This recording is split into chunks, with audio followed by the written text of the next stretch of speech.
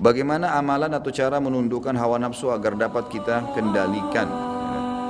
Ya tentu begini akhi. Rasa, semua rasa. Rasa ini istilah di luar tubuh ya. Jadi apa yang kita rasakan, rasa. Dan semua yang di dalam tubuh. Kalau bahasa Indonesia ditambah pe sama an terakhirnya. Perasaan, kalau yang di dalam, semua harus tunduk untuk Allah Subhanahu Wa Taala. Suka, sedih, senang, marah, apa saja, benci, itu karena Allah. Kalau antum sudah lakukan ini, tunduk begitu untuk Allah, maka semua bisa terkendali. Semua bisa terkendali. Ini secara otomatis. Dan begini, poin yang lain, sisi yang lain. Ibadah itu, kalau kita kerjakan ibadah itu punya kenikmatan. Pernah saya jelaskan poin ini, tapi sekarang saya tambahkan poin lain. Ibadah itu punya kenikmatan kalau kita kerjakan. Ada kenikmatan. Dosa, lawannya ibadah itu juga punya kenikmatan. Jadi memang semua punya kenikmatan. Tapi kedua kenikmatan ini nggak bisa bersatu. Dan tidak bisa disatukan. Contoh, kalau ada seorang akhwat kita sudah pakai jilbab rapi, selalu tutup, tidak pernah satu helai rambut pun dilihat oleh selain mahramnya. Satu waktu di rumah, dia lagi buka jilbab, ada laki-laki nyelonong masuk, kelihatan rambutnya. Nyesal nggak dia kira-kira?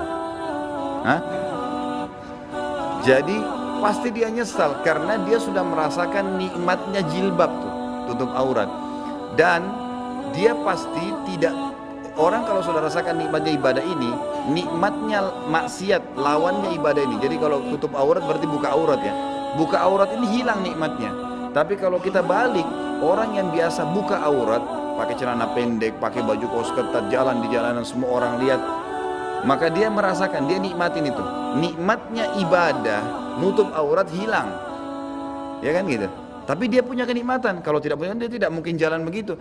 Dia rasa nikmat tuh. Pakai celana pendek, dipuji orang, digangguin, disiulin, dia suka. Ya. Nah ini nikmat dia rasa, gitu kan. Tapi dengan datangnya nikmat maksiat ini, dia nikmatin, nikmatnya tutup aurat, ibadah hilang. Contoh yang lain, orang sholat, azan langsung sholat, dikomitmenkan, selalu paksakan diri. Itu sudah dirasakan nikmat, aduh luar biasa enaknya. Begitu azan sholat ringan, enak, plong. Maka lawannya adalah tidak sholat. Kan? Kita sudah hilang tuh, nggak enak kalau nggak sholat. Tapi kalau ada orang yang dia menikmatin tidak sholat, dia anggap sholat itu sesuatu yang beban. Heran dia lihat ada orang azan ke masjid, ngapain orang-orang ini? Bagi dia begitu aneh, karena dia merasa nikmat, ya tidak sholat itu, gitu kan? Jadi nggak bisa disatuin. Tapi, gitu kan? Yang kita perlu ketahui, yang saya ingin titik beratkan malam ini, ikhwani, ada orang yang tengah-tengah. Dia masih beribadah, juga masih maksiat. Kalau orang yang ada seperti ini dan antum masih ada di sini, saya sarankan mulai malam ini ubah. Karena antum tidak rasakan kenikmatan sama saya. Tidak nikmat ibadah, tidak nikmat maksiat. Kalau mau maksimal, pilih salah satunya. Baik sekalian atau rusak sekalian. Tapi ini surga ujungnya, ini neraka. Karena orang kalau sekalian antum maksimalin ibadah, istiqomah sekalian udah. Multazim, ya gitu. Multazimah, apapun orang bilang nggak peduli sampai mati. Udah itu istiqomah. Ya. Orang-orang yang istiqomah kata Allah, malaikat akan turun pada mereka pada saat mereka mati dan akan mengatakan tidak ada ketakutan dan tidak ada sedih bagi kalian. Ada berita gembira, gitu kan? Istiqomah. Orang yang di sini, ya dia maksimal. Tapi yang tengah-tengah ini yang susah nih. Begini misalnya, ada ikhwah, dia ikut pengajian. Ini contoh, mudah-mudahan tidak ada. Tapi rupanya dia masih pacaran. Pada saat dia jalan, pacarnya mau pegang, mau nggak dia? Hah? Mana yang sudah coba nih? Soalnya bisik-bisik tadi ya. Pasti dia nggak mau tuh, karena takut ketahuan. Ini karena apa? Dia di sini enggak, di sini enggak. Atau dia kerja ibadah, dia juga masih maksiat. Jadi di sini tidak ada kenikmatan, di sini nggak ada kenikmatan.